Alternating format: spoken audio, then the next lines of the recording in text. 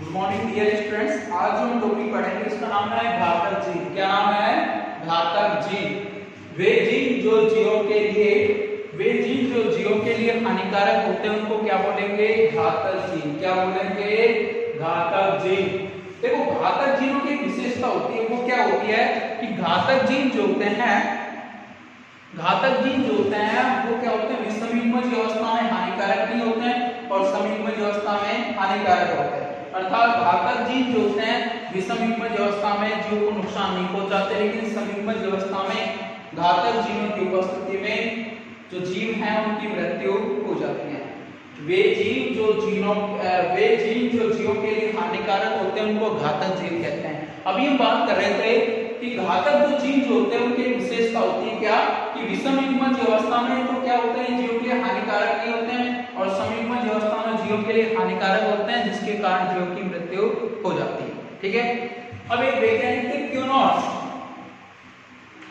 उन्होंने घातक जीन पर एक्सपेरिमेंट किया। क्या किया? इन्होंने पीला चूहा का क्रॉस पीले चूहे से करवाया। ठीक है। इसमें जो जीन है ये जीन पाए जाते हैं, यानी कौन सी अवस्था होगी? ये विषमयुग्मज अवस्था होगी। कौन सी है ये? विषमयुग्मज अवस्था होगी। ठीक है। अब देखते हैं कैसे हानिकारक होते हैं। अब इनके ऐसे गैमेट बन गए, इसके गैमेट ये बन गए। ठीक है। युग्मा। अब F1 पीढ़ी कैसे आएगी?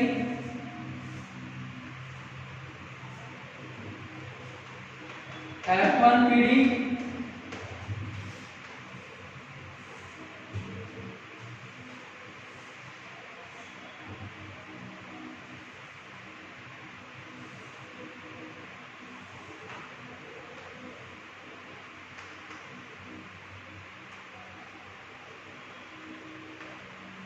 इधर लिख देंगे कैमेट्स को। ठीक है। अब इसका क्रॉस इसके साथ, इसका क्रॉस इसके साथ, इसका क्रॉस इसके साथ, इसका इसके साथ। देखो अभी बात कर रहे थे कि जो घातक जीन क्या विषमयुग्मज अवस्था में जीवों के लिए हानिकारक नहीं होते। ये क्या होते हैं? ये विषमयुग्मज जीन, लेकिन समयुग्मज जीन प्रभावी अवस्था में जीवों के लिए क्या होते हैं? ये हानिकारक। जैसे अगर ऐसी ये क्या है? समयुग्मज जीन प्रभावी अवस्था है। क्या है ये? समयुग्मज जीन प्रभावी अवस्था। अगर ऐसी समयुग्मज जीन प्रभावी अवस्था होती है तो चूहे की क्या हो जाती है? मृत्यु हो जाती है। क्या हो जाती है? मृत्यु। ये कौन सी है? विषमयुग्मज अवस्था। और अभी हमने पढ़ा था कि विषमयुग्मज अवस्था में जो घातक जीन है वो जीवों के लिए हानिकारक नहीं होते हैं। यानी कैसा धुआं है? पीले रंग का। ये भी कैसा है? पीला। ये है कौन सी अवस्था होगी? समयुग्मज, लेकिन कैसी है? ये अप्रभावी। समयुग्मज है लेकिन कैसी है? ये अप्रभावी है। इसको बोलते हैं ये भूरे रंग का चूहा। कैसा है? ये भूरा। अब देखते हैं इसका लक्षण प्रारूप अनुपात। लक्षण प्रारूप अनुपात। देखो लक्षण प्रारूप अनुपात में क्या है? पीला चूहा और भूरा चूहा। पीला कितने हैं? 2। भूरा कितना है? 1। देखो जब लक्षण प्रारूप अनुपात लिखा जाता है ना, जिस चूहे की मृत्यु हो जाती है उसको नहीं लिखते हैं। लक्षण प्रारूप अनुपात में क्या होता है? जिस चूहे की मृत्यु हो उसकी उसको नहीं लिखते हैं। यानी पीले चूहे कितने हैं? 2 और भूरा कितना है? 1। जीन प्रारूप, देखो जीन प्रारूप में सभी को लिखा जाता है, यानी 1 to 1। ये क्या हो गया? जीन प्रारूप। यानी घातक जीन किसे बोले? वे जीन जो जीवों के लिए हानिकारक होते हैं। वे जीन जो जीवों के लिए हानिकारक होते हैं उनको घातक जीन कहते हैं। और अभी हम बात कर रहे थे कि जो घातक जीन जो होते हैं उनकी क्या विशेषता होती है? इस विषमयुग्मज अवस्था में तो जीवों के लिए हानिकारक नहीं होते हैं, लेकिन समयुग्मज प्रभाव अवस्था में जीवों के लिए हानिकारक होते हैं। जिसके कारण जीव की मृत्यु हो जाती है। ठीक है, और समीपन जैव प्रवाह व्यवस्था में भी जीव के लिए हानिकारक नहीं होते हैं। अभी हम इस एक वैज्ञानिक पे क्यूनॉट उन्होंने एक्सपेरिमेंट किस पे किया, पीले रंग के चूहों का क्रॉस पीले रंग के करवाया गया। तो कैसा लक्षण प्रारूप अनुपात में पीले चूहे 2 और भूरा चूहा 1 प्राप्त हुआ। और अभी हम बात करें जिस चूहे की मृत्यु हो जाती है उसको लिखा नहीं जाता है। जीन प्रारूप में क्या होगा, सभी को लिखा जाता है। ठीक है, ये तो क्या है, घातक जीन। ठीक है, क्या है ये, घातक जीन। इसके बाद हम पढ़ते हैं बहु प्रभाविता। क्या पढ़ेंगे, बहु प्रभाविता।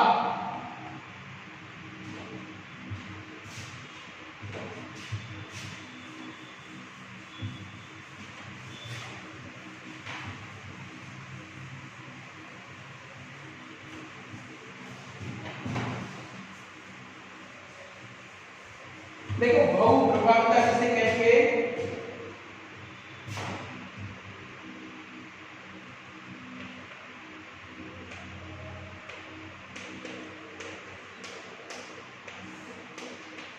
बहु प्रभाविता का मतलब समझते हैं जब एक जीन एक से अधिक लक्षणों को नियंत्रित करता है।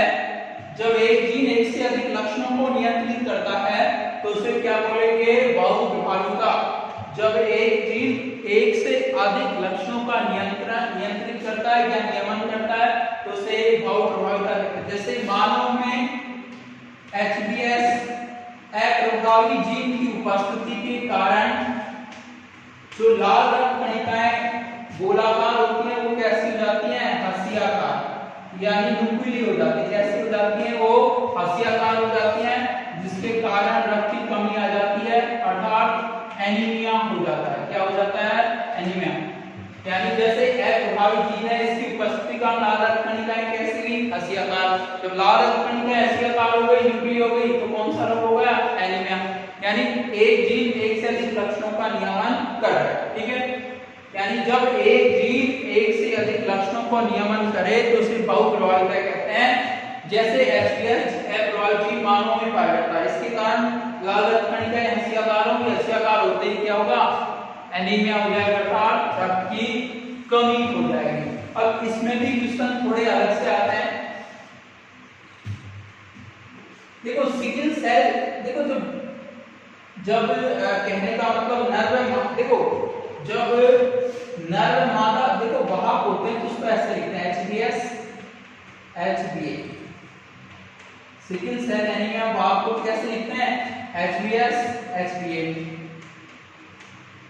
ठीक है, HBA और HBA। ठीक है, ये तो क्या होगा, अगर सिकल सेल एनीमिया में वाहक को तो ऐसे लिखेंगे, सामान्य को ऐसे लिखते हैं, और रोगग्रस्त को कैसे लिख देंगे, HBS HBS। ठीक है, इसमें भी क्वेश्चन अलग तरीके से आते हैं, इससे संबंधित क्वेश्चन आते हैं। सिकल सेल एनीमिया में वाहक को ऐसे लिखते हैं HBS HBA, सामान्य को HBA HBA, रोगग्रस्त को HBS HBS लिखते हैं। ठीक है, अब इसमें भी एग्जाम्पल आते हैं, वो कैसे आते हैं,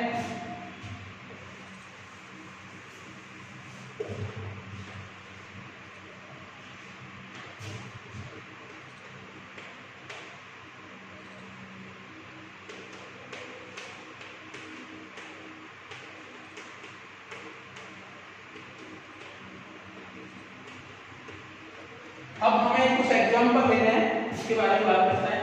जैसे यदि माता वाहक है और पिता, यदि माता वाहक है और पिता रोगग्रस्त है तो उसकी संतति कैसी होगी। ठीक है, यदि माता तो क्या है, वाहक, क्या है, वाहक। यदि माता तो क्या है, वाहक, HBS HBA। पिता क्या है, मान लीजिए पिता क्या है, रोगग्रस्त, क्या है, रोगग्रस्त, HBS HBS। ये जीन प्रारूप हो गया इसका।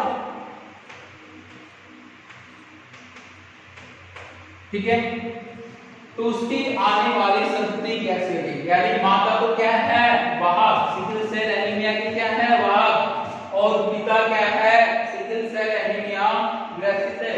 तो आने वाली संतानें कैसी होंगी, ये युग्मक बन गए इसके।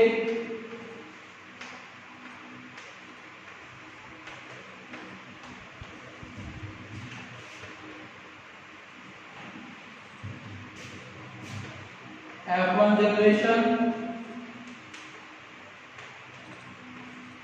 कौन सी एमपी है, F1।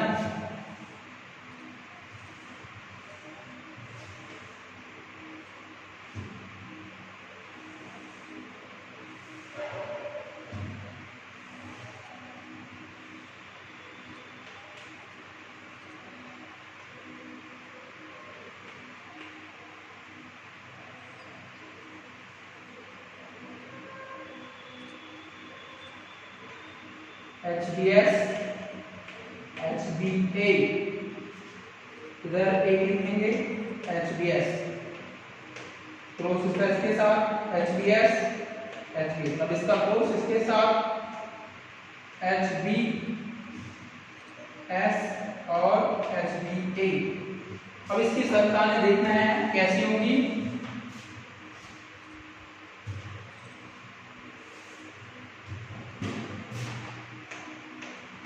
कैसी होगी संतति देखते हैं।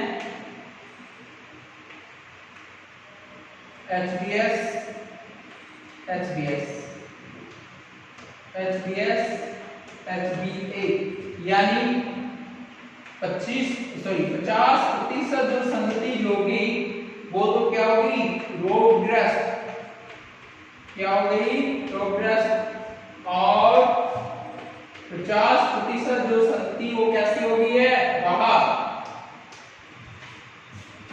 यानी 50% जो संतति है वो सिकल सेल एनीमिया से ग्रसित होगी, और 50% जो संतति होगी वो क्या होगी, वाहक। किसकी वाहक, सिकल सेल एनीमिया की वाहक होगी। किसकी होगी, सिकल सेल एनीमिया की वाहक होगी।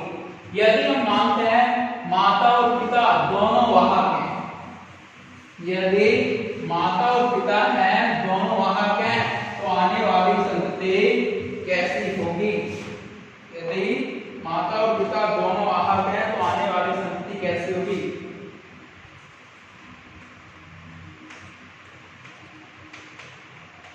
आने वाली संतति कैसी होगी, देखो आने वाली जो संतति है वो कैसी होगी, यानी दोनों क्या हैं, ये वाहक है, दोनों क्या हैं, वाहक। वाहक को कैसे लिखते हैं, HBS HBA HBS HBA HBS HBA, युग्मक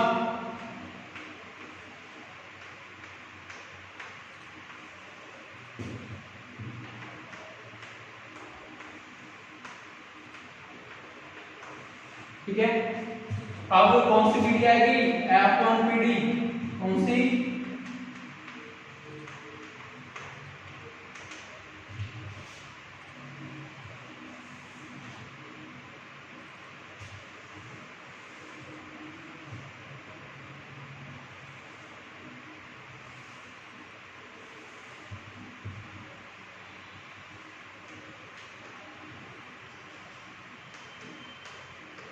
HBS HBA,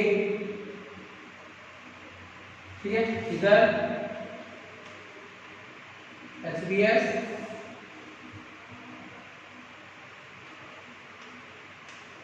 HBA,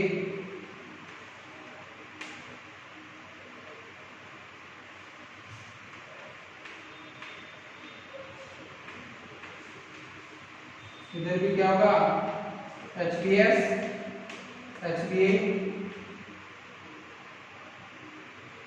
HBS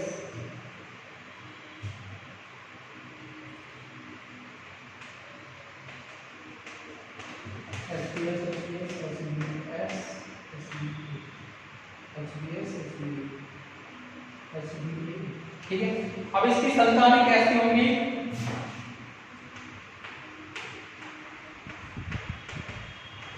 देखो कैसी होगी इसकी संतति, HBS HBS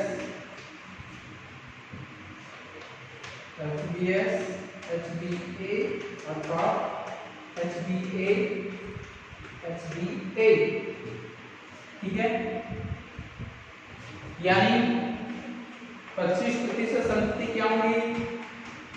रोगग्रस्त। 50% क्या होंगी? वाहक, सिकल सेल वाहक। और 25% संतति क्या होंगी? सामान्य। ठीक है, यदि माता और पिता दोनों सिकल सेल एनीमिया वाहक हैं तो उनकी संतति कैसी होंगी? 50% संतति सिकल सेल एनीमिया वाहक होगी, 25% जो संतति हैं वो सामान्य होंगी और 25% क्या है? रोगग्रस्त। 50% वाहक होंगी। अगला एग्जांपल लेते हैं।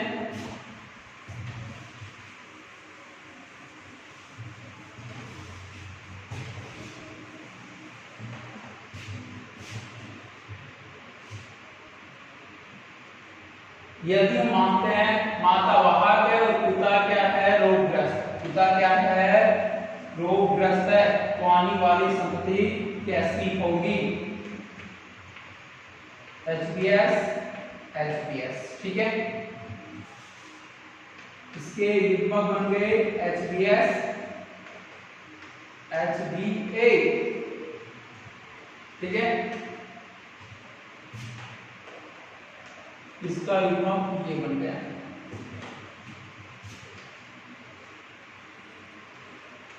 F1PD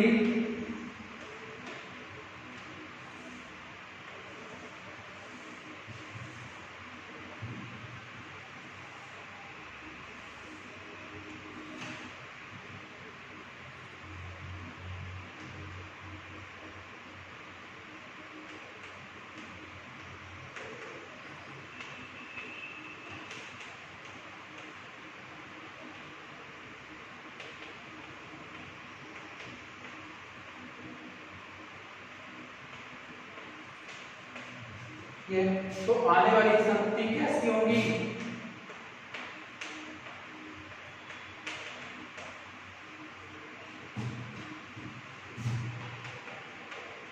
HBS HBS अनुपात HBS HBA। ये तो क्या है? रोगग्रस्त। 50% संतति रोगग्रस्त और 50% संतति क्या होगी? सिकल सेल एनीमिया वाहक होंगी। यानी 50% संतति तो क्या होगी? रोगग्रस्त और 50% संतति क्या होगी? सिकल सेल एनीमिया वाहक। एक एग्जांपल और लेते हैं।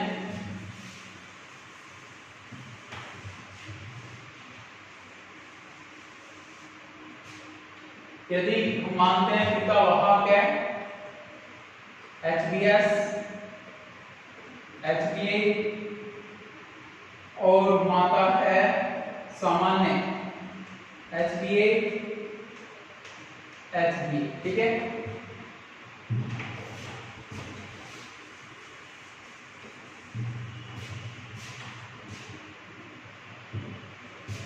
युग्मक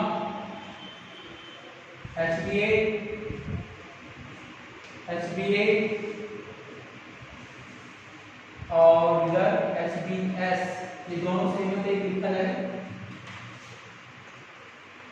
HBA। ठीक है, F1 कंजूगेशन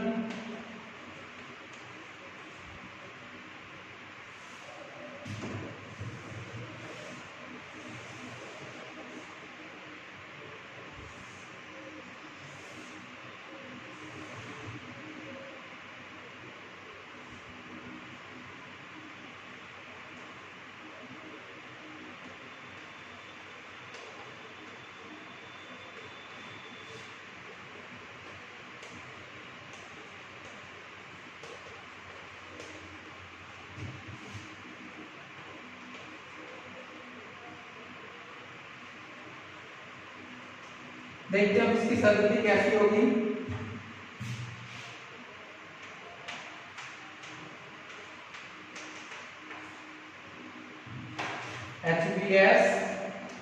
HBA अनुपात HBA ठीक है, यानी ये क्या होगा, वाहक 50% संतति वाहक और जो 50% संतति कैसी होगी, सामान्य। 50% संतति कैसी होगी, सामान्य। ठीक है, इस प्रकार से हम इसका सवाल कर सकते हैं। यानी बहुप्रवाहिता में कैसे आते हैं, इस प्रकार के सवाल आते हैं जिनको हम आसानी से कर सकते हैं। यानी जैसे एग्जांपल ये देख लिया हमने, माता क्या सामान्य, पिता क्या है वाहक, तो उसकी संतति कैसी होगी, 50% वाहक संतति और 50% संतति कैसी होगी, सामान्य होगी। ठीक है, इस प्रकार से हम इन सवालों को